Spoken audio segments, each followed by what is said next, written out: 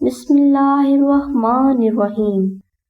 اگر کسی بھائی یا بہن کے رشتے میں کوئی رکاوٹ ہے اور ان کا رشتہ نہیں ہو رہا تو وہ رشتے میں رکاوٹ کو دور کرنے کے لیے اسم اعظم یا جباروں کا یہ وظیفہ ضرور کر لیں۔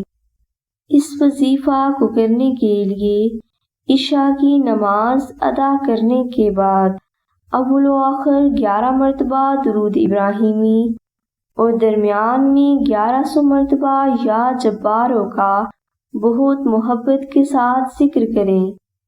یہ وظیفہ آپ نے 5 دن تک جاری رکھنا ہے۔ انشاءاللہ 5 دن کے اس وظیفہ کی برکت سے آپ کے رشتے میں حائل تمام رکاوٹیں دور ہو جائیں گی اور آپ کو اچھا رشتہ بھی مل جائے گا۔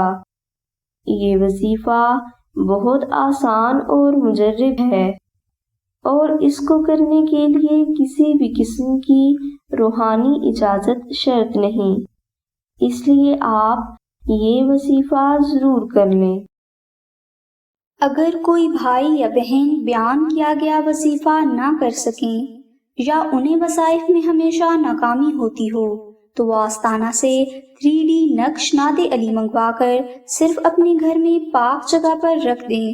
انشاءاللہ اس کراماتی نقش کی برکت سے آپ کی ہر پریشانی کا حل غیب سے ہو جائے گا۔ 3D نقش ناد علی کی ڈیٹیل ڈسکرپشن میں موجود ہے۔ اس نقش کو حاصل کرنے کے لیے آپ آمنہ بہن کو کال کر سکتے ہیں۔